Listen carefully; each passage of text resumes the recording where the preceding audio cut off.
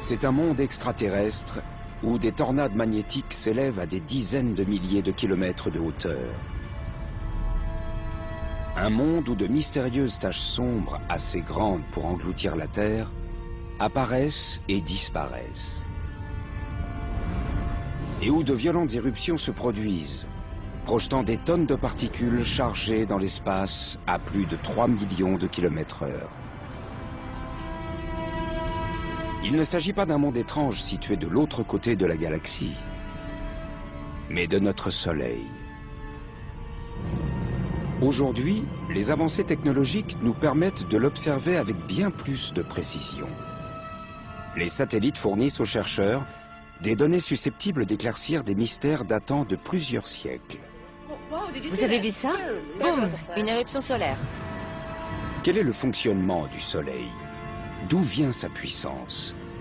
Et quelles conséquences ces mécanismes internes peuvent-ils avoir sur la Terre, située à 150 millions de kilomètres de distance? Ces questions sont aujourd'hui prioritaires.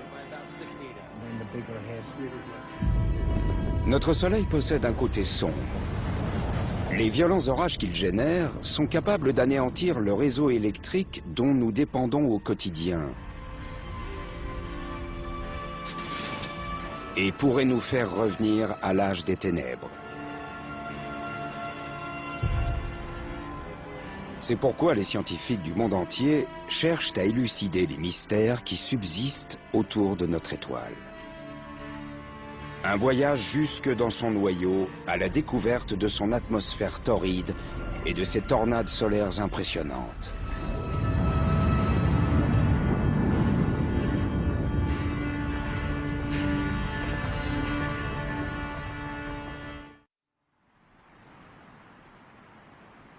Boulder, dans le Colorado, le 15 février 2011 à l'aube.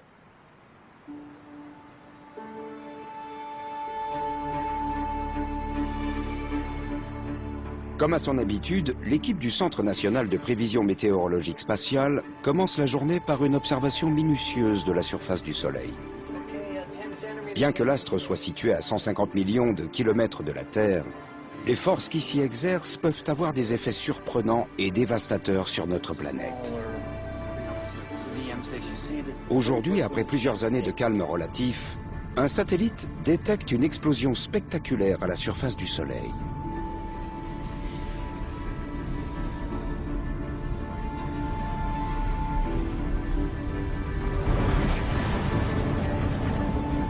Une violente tempête solaire dépassant largement le diamètre de la Terre a éclaté, libérant une gigantesque onde de choc qui se dirige droit sur nous à plus d'1,5 million de kilomètres/heure. Et personne n'en connaît les conséquences. C'est ce que Bill Murtagh et son équipe tentent de déterminer. Ces scientifiques sont l'équivalent des chercheurs d'orage, à ceci près que les tempêtes qu'ils surveillent naissent à la surface du Soleil.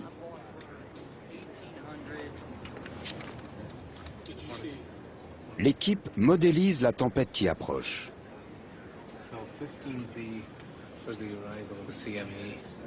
La simulation la montre qui s'éloigne à toute allure du Soleil, situé à gauche, pour se diriger vers le petit point sur la droite, la Terre.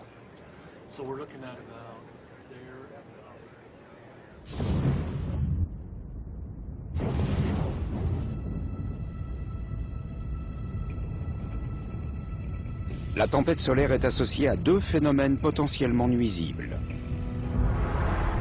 L'éruption solaire, qui libère une bouffée de rayons X capable d'atteindre la Terre en quelques minutes, et bien plus inquiétant, l'éjection de masse coronale, ou CME, qui nous parvient quelques jours plus tard.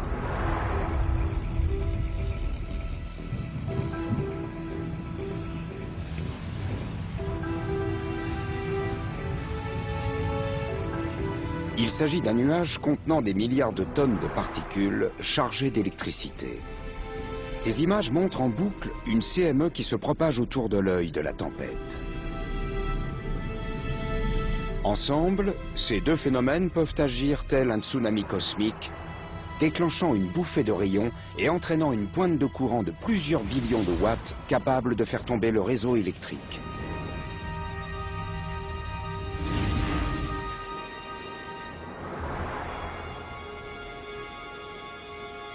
Un scénario farfelu? C'est pourtant ce qui s'est passé en mars 1989 dans la ville de Québec, au Canada. L'une après l'autre, les centrales électriques sont tombées en panne suite au puissant survoltage provoqué par une éjection de masse coronale. En moins de 2 minutes, 6 millions de personnes ont été privées d'électricité.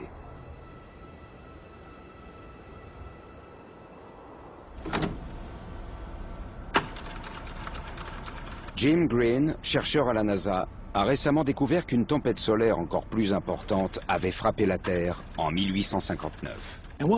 C'est un peu le grand-père des orages géomagnétiques. Et ça s'est passé il y a seulement 150 ans.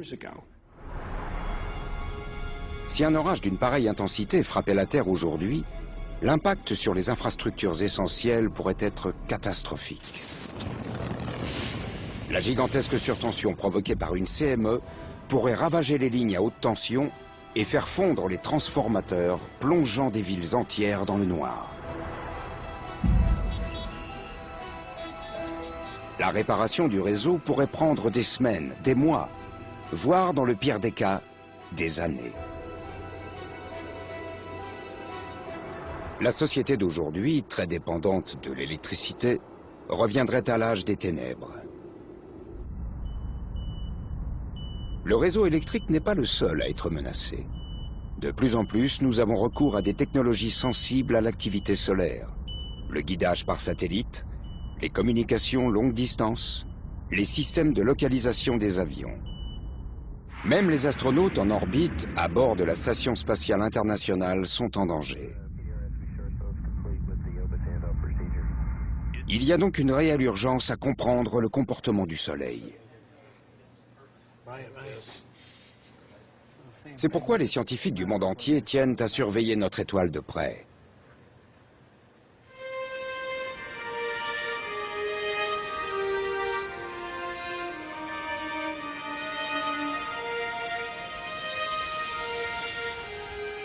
L'homme contemple le Soleil depuis l'Antiquité.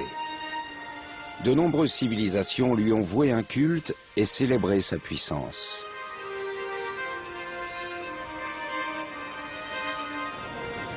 Nous nous émerveillons lorsqu'il s'éclipse le jour et quand il éclaire le ciel nocturne d'aurore polaire.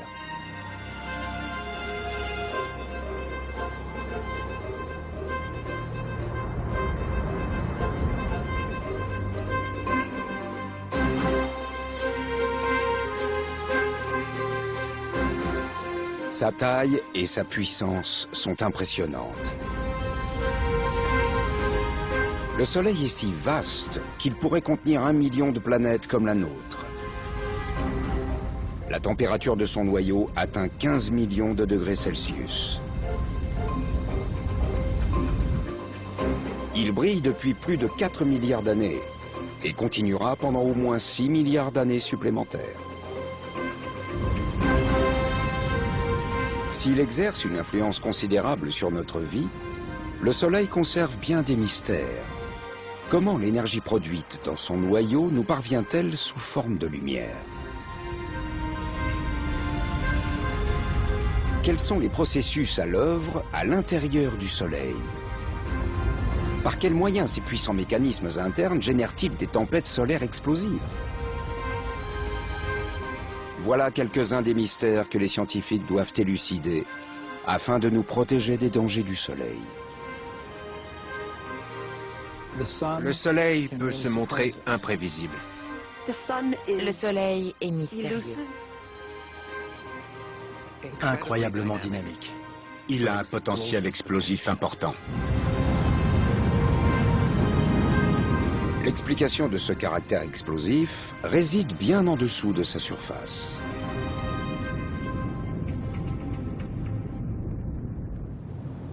Il n'y a pas si longtemps, observer l'intérieur du Soleil était impossible.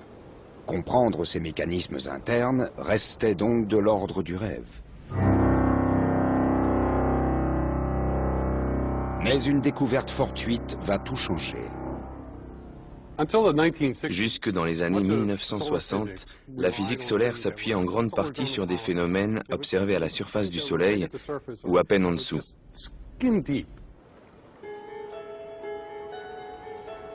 En étudiant le Soleil plus en détail, les physiciens font une découverte étonnante. La surface semble vibrer comme les ondulations d'un étang. Au départ, ils pensent que ces ondulations résultent d'instruments défectueux. On n'arrivait pas à s'en débarrasser. On a construit des instruments plus performants, mais les ondulations étaient toujours là. Les scientifiques ont observé le Soleil pendant 10 ans. Ils en ont parlé lors des conférences, se sont beaucoup raclé la gorge, mais au final, ce n'était que des ondes sonores. Cette révélation est stupéfiante. Personne n'imaginait que le Soleil puisse générer des ondes sonores. À partir de là, les scientifiques considéreront notre étoile d'une toute autre manière. Notre Soleil vibre à la manière d'un orgue géant. L'air produit les notes de l'instrument, alors qu'au cœur du Soleil, ce sont des gaz bouillonnants qui envoient des ondes sonores à l'intérieur de l'astre. Une onde sonore se modifie à mesure qu'elle traverse différents matériaux. En observant les différentes fréquences, on peut donc déterminer ce qui se passe à l'intérieur du Soleil. Les géologues connaissent ce principe. En étudiant les ondes sonores qui traversent la croûte terrestre, ils distinguent les différentes couches qui composent le sol. C'est la sismologie.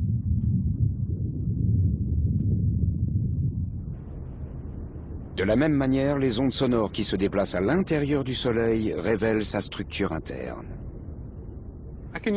Avec cet orgue, je peux vous montrer comment les ondes sonores se déplacent à l'intérieur du Soleil.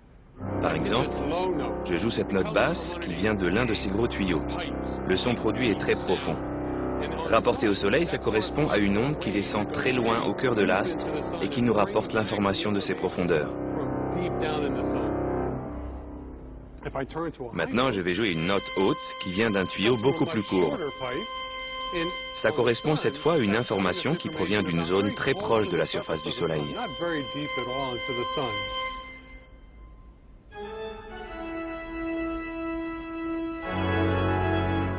Il y a 10 millions de fréquences différentes qui résonnent dans le Soleil. Les déchiffrer représente un tournant considérable dans la compréhension de sa structure. Une nouvelle science est née, l'héliosismologie.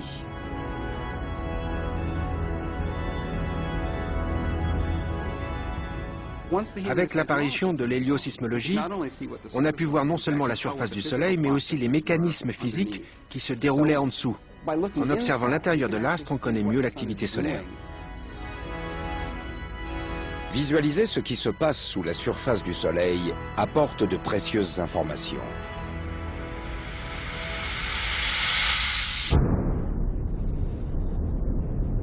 L'étude des ondes sonores produites par le Soleil révèle une machine complexe composée de plusieurs couches.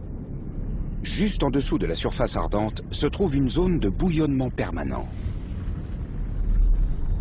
Vient ensuite une couche que la lumière met des milliers d'années à traverser. Au centre se trouve le noyau du Soleil. La zone la plus petite de l'astre mesure tout de même plus de 25 fois le diamètre de la Terre. C'est la centrale électrique du Soleil.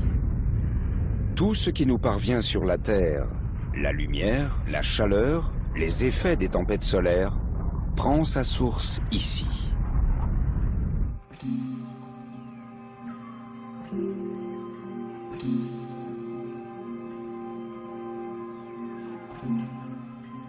À quoi ce noyau ressemble-t-il? De quoi est-il composé? Le Soleil, c'est quelque chose d'assez fou. Il est beaucoup trop chaud pour être solide, ça on le sait, et il est bien trop chaud pour être liquide. On pourrait donc penser que c'est un gaz, n'est-ce pas? Eh bien, pas vraiment en fait. C'est une sorte de soupe gazeuse faite de particules chargées qu'on appelle le plasma. Ce plasma ne nous est pas totalement inconnu. Les exemples d'objets contenant du plasma sont nombreux. Les ampoules fluorescentes, les flammes, les néons, certains postes de télévision que je ne peux pas m'offrir, tous ces objets utilisent le plasma. Le plasma est partout. Le plasma du noyau solaire atteint des températures extrêmement élevées. La foudre est le phénomène terrestre qui s'en approche le plus en termes de température.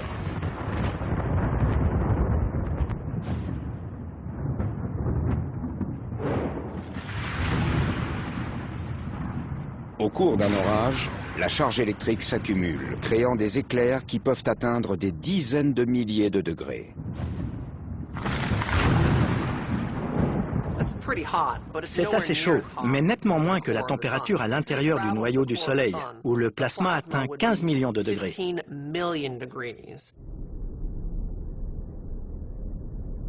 Lorsque le Soleil s'est formé, l'hydrogène de son noyau a été comprimé par le poids de la matière qui l'entourait. La température et la pression ont atteint un tel niveau que les atomes d'hydrogène se sont divisés en électrons et protons, créant le plasma. Et lorsque ces conditions extrêmes sont réunies, il se passe quelque chose de vraiment génial. La fusion nucléaire.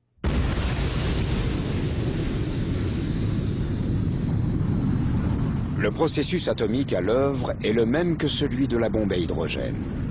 Sous une pression gigantesque, les protons du plasma fusionnent, libérant des photons, de minuscules paquets de chaleur et de lumière. Un nombre inimaginable de photons sont fabriqués chaque seconde, générant la formidable énergie du Soleil. Une partie de cette énergie nous parvient sous forme de lumière.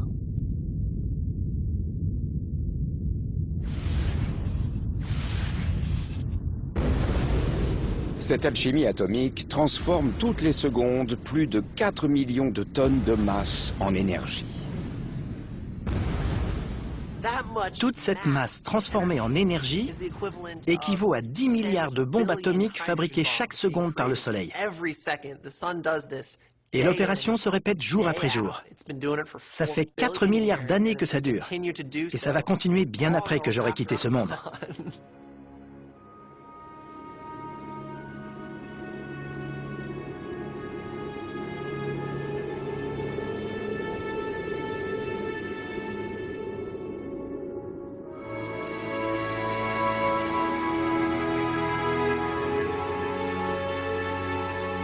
La puissance de milliards de bombes explose dans le noyau du Soleil chaque seconde. Cela soulève une question simple. On peut se demander pourquoi le Soleil n'explose-t-il pas? C'est parce qu'il y a un formidable mécanisme d'équilibre qui s'opère. La fusion nucléaire dans le noyau crée une pression très forte qui pousse vers l'extérieur. Par ailleurs, le Soleil est très gros, donc on a une gravité très forte qui s'exerce sur lui. Donc on a d'un côté la gravité qui appuie sur le Soleil, et de l'autre, le Soleil qui veut exploser. Et c'est grâce à cet équilibre magnifique que le Soleil reste entier.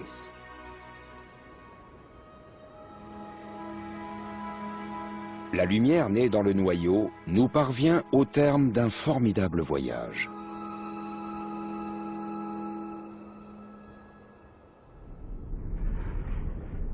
Loin du noyau, la température et la pression diminuent, et la fusion nucléaire s'arrête. Chaque photon commence un voyage fastidieux à travers la zone de radiation, la couche de plasma la plus épaisse du Soleil. Bien qu'il soit moins comprimé que dans le noyau, le plasma reste très dense dans cette zone, et les photons ont du mal à s'y déplacer. Chaque paquet d'énergie est absorbé puis réémis plusieurs fois par les particules de plasma. Dans cette zone, il n'y a pas de création d'énergie. L'énergie est transmise par la radiation thermique, d'où le terme de zone de radiation. Ici, les photons rebondissent lentement à travers le plasma, décrivant par ricochet un parcours en zigzag appelé marche aléatoire. Imaginez que vous êtes dans une pièce bondée et que vous essayez d'en sortir, mais que vous rencontrez des gens et vous devez saluer chacune de ces personnes avant de partir dans une autre direction. Il va vous falloir beaucoup de temps pour aller d'un endroit de la pièce à un autre, parce que vous avancez en zigzag. De la même façon, les photons à l'intérieur du Soleil n'ont pas de parcours défini. Ils ne font que se déplacer, rencontrer d'autres particules et se déplacer à nouveau. Bien qu'ils avancent à la vitesse de la lumière, c'est-à-dire à 300 000 km/s, les photons mettent plus de 100 000 ans à traverser cette zone. Au final, les photons atteignent une frontière où la pression chute à nouveau. le plasma perd de sa densité et il devient plus facile de le traverser. Les photons transportent toujours beaucoup d'énergie. Ils s'échappent maintenant vers la zone de convection, dont ils réchauffent la base. Dans cette zone où le plasma est moins épais, les photons bougent différemment. Au lieu de rebondir, tout à coup, le mouvement s'ordonne. C'est comme si quelqu'un criait soudain « à table » et que toutes les particules décidaient d'emprunter la même direction. Il faut quand même faire la queue pour sortir, donc il faut compter 1 mois pour se déplacer de la base de la zone de convection à la surface. Mais c'est une durée relativement courte. Pendant cette courte période, la chaleur des photons se transmet par convection. Le plasma tourbillonne en continu, formant un gigantesque maelstrom de près de 200 000 km d'épaisseur. Imaginez une immense lampe à bulles d'huile.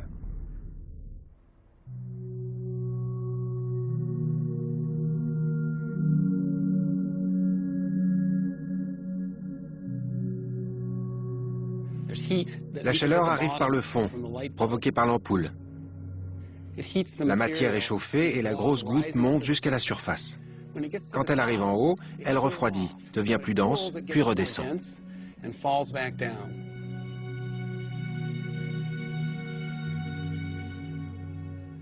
C'est assez comparable avec ce qui se passe à l'intérieur du Soleil. Le noyau chauffe la matière à la base de la zone de convection. La matière se dilate et fait remonter l'énergie jusqu'à la surface.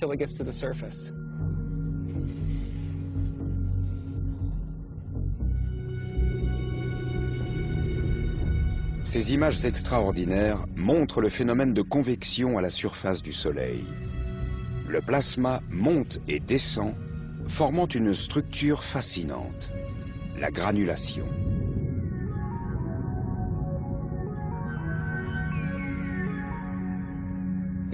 Les granules mesurent environ la taille de l'État du Texas. Elles ont une durée de vie d'environ 12 minutes. Ça représente une quantité d'énergie phénoménale. C'est une zone très dynamique, très chaotique. Et toute cette activité se déroule à la surface du Soleil, où on peut l'observer. Les photons fabriqués dans le cœur atteignent enfin la surface.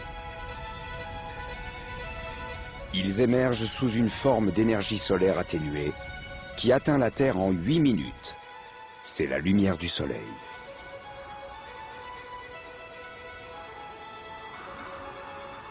Il faut donc 100 000 ans, environ 1 mois, puis 8 minutes. Une fois que l'énergie atteint la surface du Soleil, il faut seulement 8 minutes pour qu'elle devienne visible. Sans obstacle, le voyage des photons du cœur à la surface du Soleil ne prendrait que quelques secondes. En réalité, la lumière que nous recevons aujourd'hui pourrait avoir été produite au cours de la dernière période glaciaire.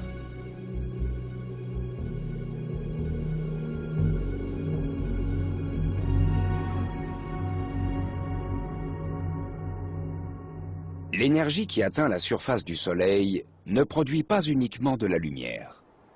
Elle peut aussi déclencher des tempêtes solaires.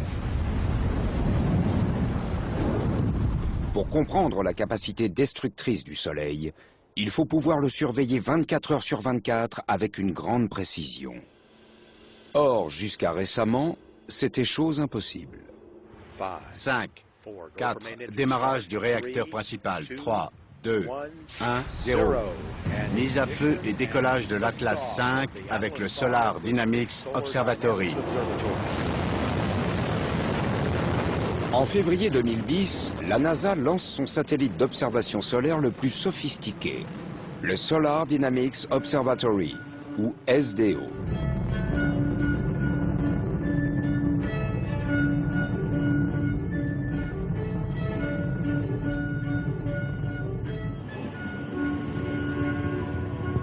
On atteint Mach 1. Le SDO est le premier satellite qui fournit presque en continu des images du Soleil à très haute résolution, offrant aux chercheurs un accès sans précédent à notre étoile et ses mystères.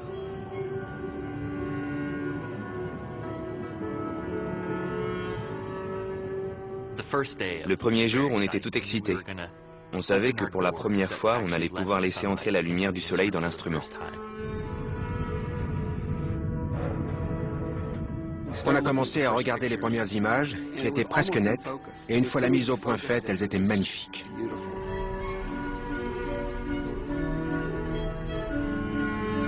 Les nouvelles images montrent le Soleil sous un jour nouveau.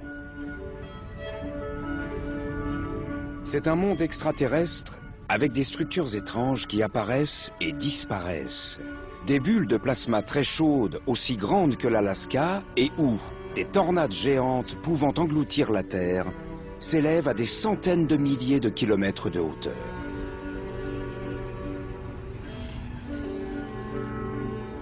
Je trouve ces images vraiment magnifiques. Je suis frappé par la dynamique qu'on y voit. Ça change tout le temps, quelle que soit la zone qu'on observe. Mais je me sens aussi un peu découragé par la complexité de tout ça. Ce n'est pas surprenant. Les satellites précédents ne révélaient qu'une partie du Soleil en haute résolution. Aujourd'hui, on peut l'étudier avec une précision époustouflante. Pour examiner les images que le satellite nous envoie chaque jour, nous avons construit ce mur très spécial, composé de 9 écrans de télévision haute définition assemblés. Ce sont le satellite et le système de diffusion des images qui nous permettent d'observer le Soleil d'une manière nouvelle. On peut voir ce qui se passe en détail. C'est un bond en avant prodigieux en physique solaire. On peut observer ces phénomènes en permanence, surveiller le Soleil en continu.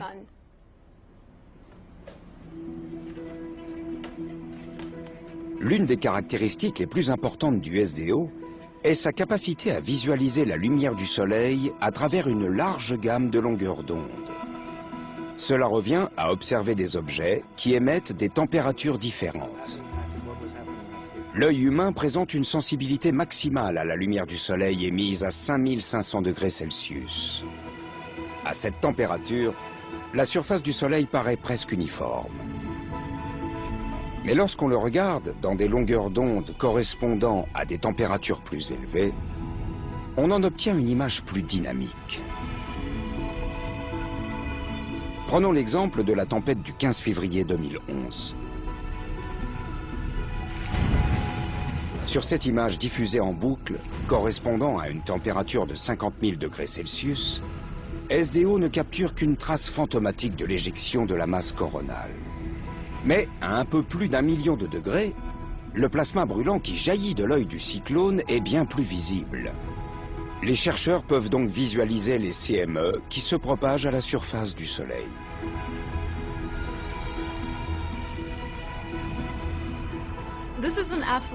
Nous vivons une période vraiment extraordinaire pour la physique solaire. Ces magnifiques images à haute résolution nous permettent de mieux comprendre les mécanismes physiques à l'œuvre au moment des éruptions solaires.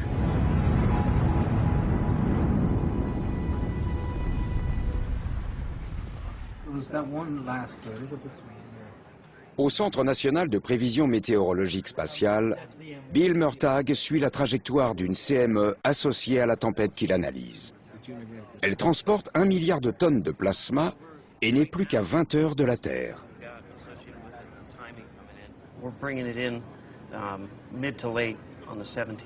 Ce que l'équipe observe est alarmant. En fait, ce sont 3 CME qu'on observe. Il ne s'agit pas d'une seule CME, mais de 1, 2 et 3. On ne peut pas encore parler d'orage parfait, mais les conditions s'accumulent pour engendrer un phénomène météo assez important. Le modèle montre la trajectoire et la vitesse de la CME. Mais ce que Bill Murtagh ignore, c'est la puissance à laquelle elle frappera la Terre.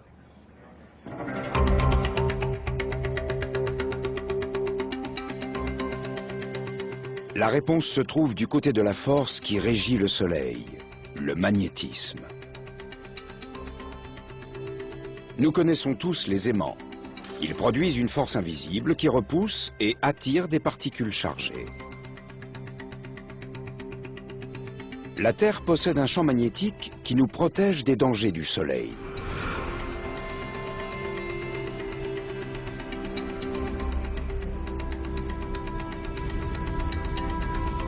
Mais nous connaissons moins le magnétisme du Soleil, qui, selon certains chercheurs, contribuerait activement à la formation de tempêtes solaires.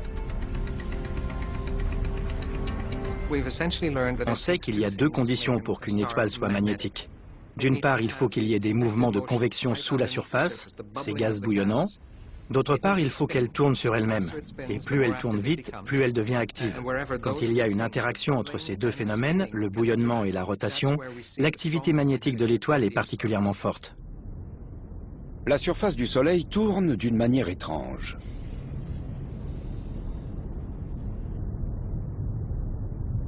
Déplacez-vous de l'un des pôles vers l'équateur, vous remarquerez qu'elle tourne plus vite. L'analyse des ondes sonores dans le Soleil révèle que les couches de plasma sous la surface ont elles aussi des vitesses de rotation différentes. C'est parce qu'elles se comportent comme des fluides qui deviennent plus denses à proximité du noyau. À l'intérieur du Soleil, il règne une extraordinaire agitation. Et c'est cette agitation qui explique le magnétisme du Soleil. Les mouvements, la convection, la rotation différentielle, le mouvement de l'équateur vers le pôle créent une nouvelle force, le champ magnétique. Il y a un effet dynamo à l'œuvre qui génère une force qu'on ressent ici, sur la Terre. Le mécanisme est comparable à celui d'une gigantesque éolienne. Le plasma bouillonnant dans la zone de convection provoque de puissants courants électriques qui génèrent un immense champ magnétique.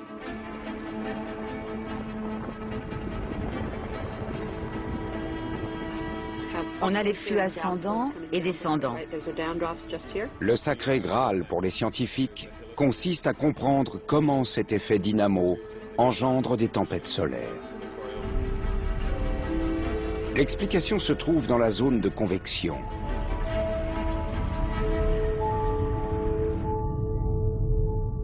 Les lignes de champ magnétique s'étendent normalement d'un pôle à l'autre. Mais les remous de la zone de convection modifient ce schéma.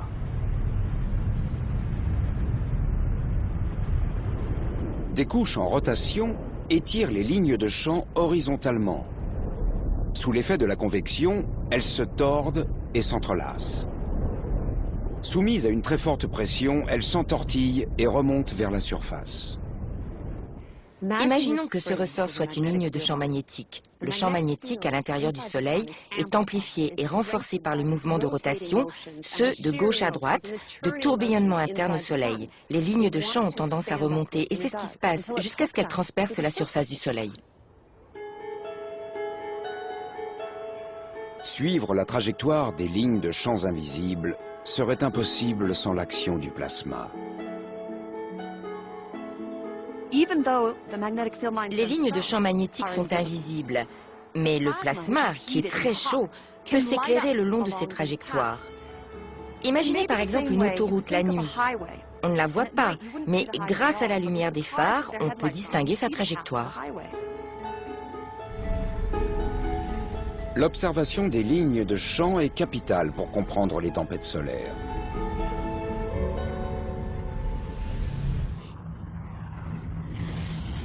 En émergeant, ces lignes forment des boucles. L'une des extrémités possède un pôle positif et l'autre un pôle négatif. Le plasma bouillonnant sous la surface déforme ces boucles en les gonflant d'énergie. Si elles se tordent suffisamment, les pôles positifs et négatifs des boucles peuvent se croiser. Alors, elles se court-circuitent en une gigantesque explosion. L'énergie libérée chauffe le plasma à des millions de degrés, donnant lieu à une formidable éruption solaire.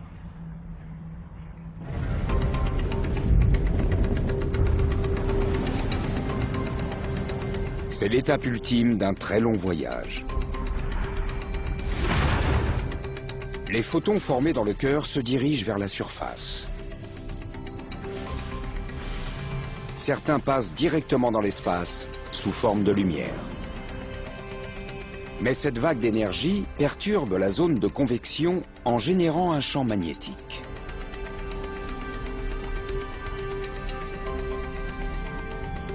Les lignes de champ s'entortillent au point d'exploser. C'est l'éruption solaire. Aujourd'hui, grâce au SDO, on dispose pour la première fois d'une image complète du déroulement de ces événements. C'est magnifique. Le gaz chaud souligne les lignes de champ magnétique qu'on ne pourrait pas voir autrement. Ici, on voit une structure sinueuse, tandis qu'une partie de la masse retombe vers la surface. Une grande partie s'échappe lors de l'éruption. C'est l'essence même des tempêtes solaires. Nous savons donc comment se forment les éruptions. Mais il reste des questions à élucider. Lorsque les lignes de champ magnétique se croisent, des bulles de plasma peuvent être projetées dans l'espace.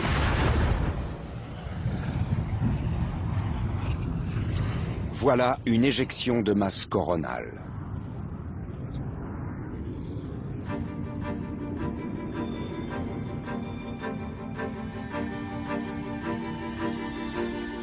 On comprend mieux comment se forment les éruptions solaires et les CME.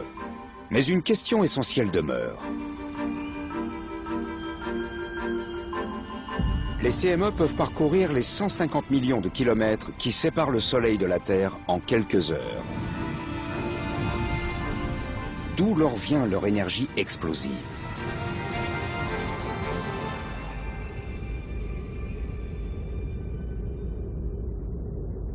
La réponse se trouve en partie dans la couronne solaire qui fait partie de l'atmosphère solaire. Elle est composée de plasma très chaud qui atteint plus d'1,5 million de degrés Celsius, soit 300 fois plus que la surface du Soleil.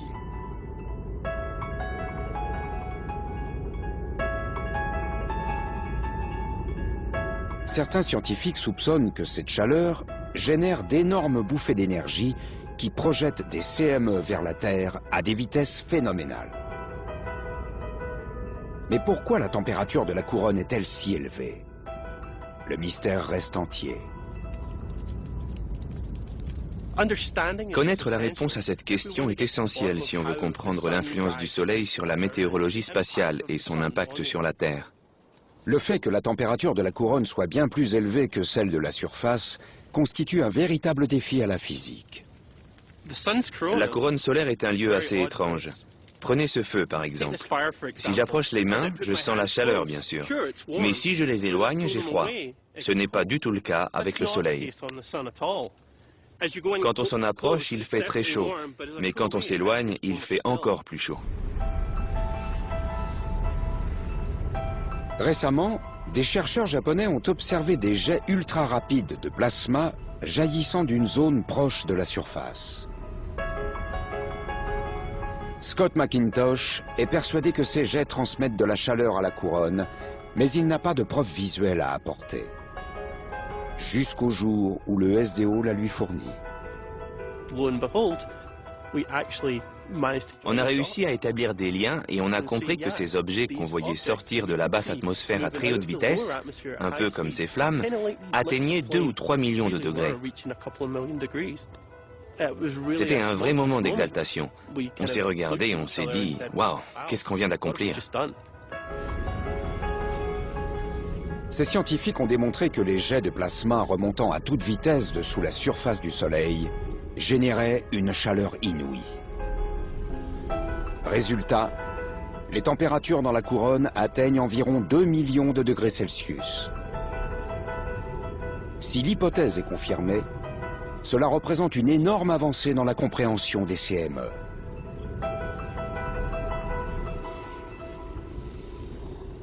La chaleur intense de la couronne agit comme le vent d'une violente bourrasque. Elle exerce une pression continue sur le plasma des lignes de champ, les gonflant comme les voiles d'un bateau qui tirerait sur le mât. Comme dans le cas des éruptions solaires, le croisement de lignes de champ magnétique peut causer une immense explosion. Dans le cas présent, les lignes se rompent et les voiles sont propulsées dans l'espace.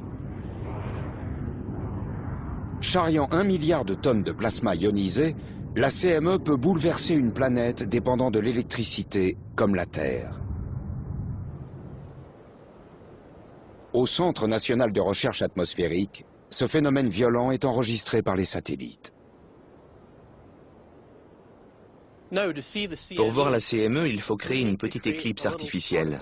Pour cela, on bloque le rayonnement qui émane du disque solaire, ce petit cercle qu'on voit là. Cela nous permet de distinguer cette chose à peine visible projetée loin du Soleil. Celle-ci se déplace à environ 1000 km/s. En accentuant et en ralentissant l'image, on peut voir l'onde de choc filant à plus de 3 millions de km/h.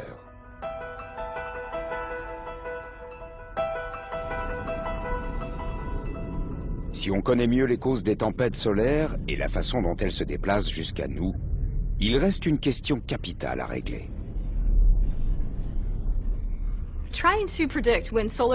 Tenter de prévoir les tempêtes solaires demande un vrai travail d'enquête.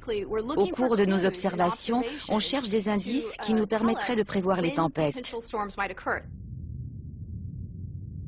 Le meilleur indice, le voici. Les taches solaires. Des zones sombres qui peuvent persister à la surface du Soleil pendant plusieurs semaines. Une tache solaire est une zone très vaste qui représente plusieurs fois la taille de la Terre et qui apparaît comme une tache sombre à la surface du Soleil. Elle est sombre parce qu'elle est relativement froide par rapport à ce qui l'entoure. Cela s'explique par la puissance des champs magnétiques qui inhibent le flot de chaleur qui arrive d'en dessous. Les puissants champs magnétiques qui produisent les taches solaires constituent un terrain favorable à la formation des tempêtes solaires. Le défi consiste à établir un schéma type déterminant les conditions d'apparition et la fréquence de ces phénomènes. Quand on observe les taches solaires pendant plusieurs années, on observe quelque chose de très intéressant. Le nombre de taches à un moment donné va augmenter et diminuer sur une période d'environ 11 ans. Et comme on sait que les taches sont associées à de puissants champs magnétiques, on en déduit que les champs magnétiques solaires sont eux aussi soumis à un rythme cyclique. Le bouillonnement permanent à l'intérieur du Soleil crée un puissant effet dynamo qu'on pourrait qualifier de plus gros générateur électrique du système solaire. Les lignes de champs magnétiques engendrées s'entortillent au point qu'environ tous les 11 ans, les pôles magnétiques du Soleil s'inversent. L'activité magnétique qui en résulte est plus calme et le nombre de taches solaires diminue. C'est la période du minimum d'activité solaire. Mais en raison de la nature turbulente du Soleil, progressivement, les lignes de champ s'entortillent de nouveau. Les bouffées magnétiques sont alors beaucoup plus fréquentes. C'est le maximum solaire. Le cycle solaire détermine le comportement du Soleil. Pendant le maximum solaire, il peut devenir enragé et déclencher des tempêtes solaires qui se dirigent parfois vers la Terre.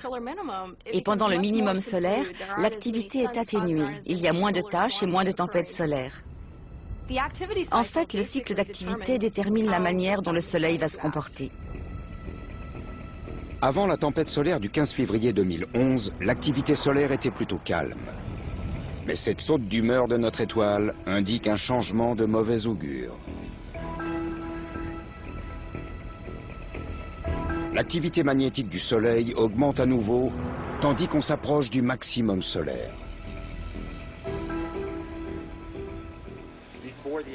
Au Centre national de prévision météorologique spatiale, Bill Murtagh et son équipe ont remarqué ce changement il y a quelques jours à peine.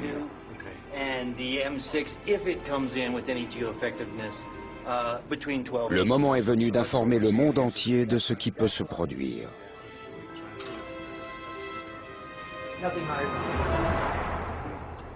Dans les minutes qui viennent, il va falloir qu'on prenne une décision et annoncer que cette éjection de masse coronale arrivera à telle ou telle heure demain avec l'orage géomagnétique qui, bien entendu, suivra. Bill Murtagh sait que la violence de l'orage dépendra surtout de la puissance du champ magnétique de la CME et de l'angle auquel elle frappera le champ magnétique terrestre.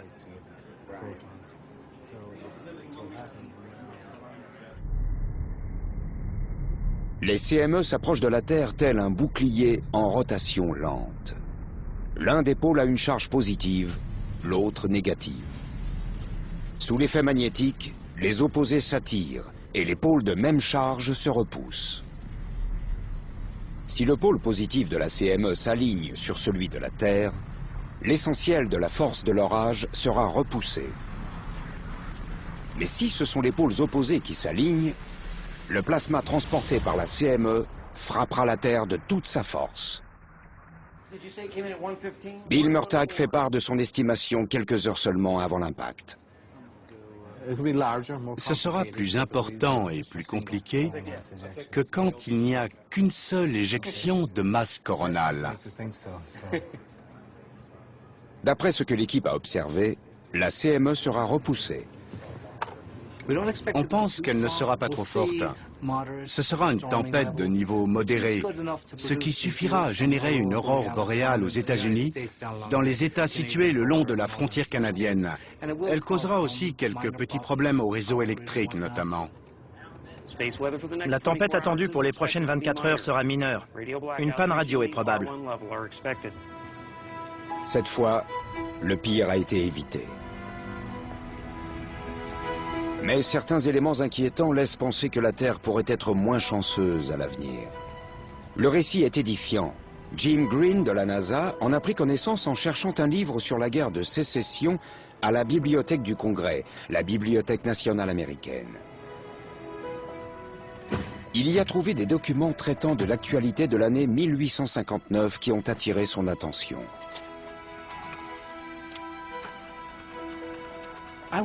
Je suis tombé sur des articles évoquant des aurores polaires fabuleuses. Ça m'a vraiment intéressé parce que c'est mon domaine.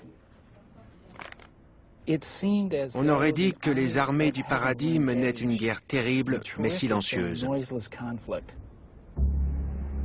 Cet aspect terrible s'est bientôt transformé en un phénomène magnifique et éclatant, comme j'en ai rarement vu.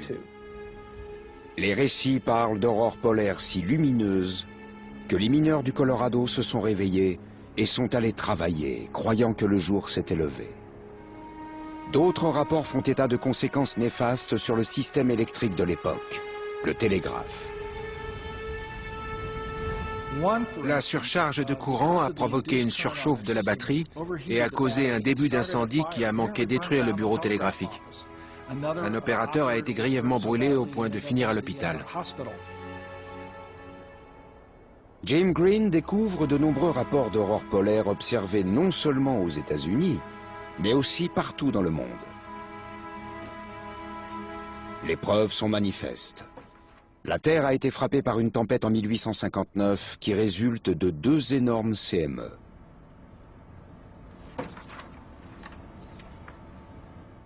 Ces 2 tempêtes étaient non seulement gigantesques, mais en plus elles se sont succédées. Personne n'avait connu un tel événement.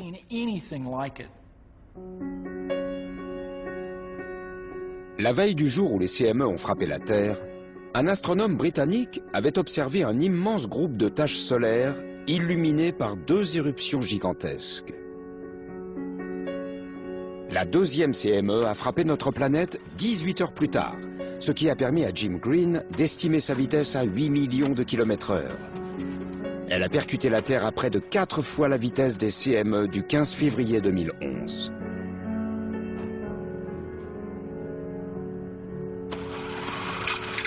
Grâce aux différents documents d'époque, Jim Green parvient à reconstituer la tempête de 1859.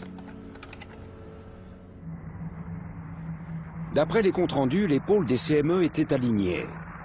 Au lieu d'être repoussés, les CME se sont donc abattus de toute leur force sur notre planète.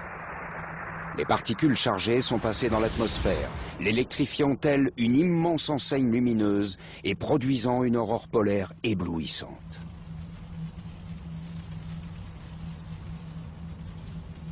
La tempête est si forte que le champ magnétique terrestre s'effondre presque. Des millions de tonnes de plasma se déversent vers l'équateur et une coupure de courant se propage sur le globe.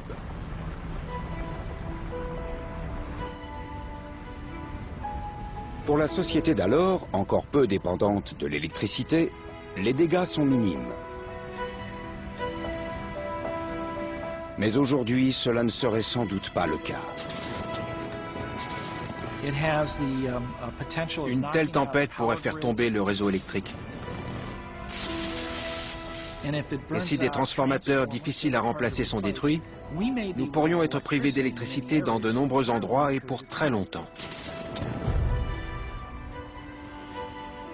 Seules quelques usines produisent des transformateurs de 125 kV. Il faut compter plusieurs mois pour les fabriquer. Si la moitié d'entre eux brûlent, on recommencera à chasser les écureuils et à couper le bois de son jardin pendant très longtemps pour pouvoir survivre.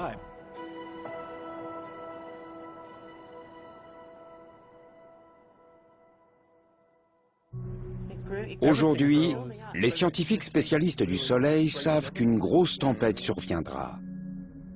Ce qu'ils ignorent, c'est le moment où l'événement se produira. Avec le prochain maximum solaire prévu pour 2013, la question est primordiale. Sommes-nous capables de prévoir quand la prochaine tempête solaire va frapper? Non. Peut-être. Non. Peut-être. Non. Peut-être. Pour la bonne raison qu'on a beaucoup appris sur le Soleil. On le connaît de mieux en mieux, même si on a encore du chemin à faire. Plus on s'intéresse aux événements qui se sont produits dans le passé, plus on approfondit les connaissances dont on a besoin.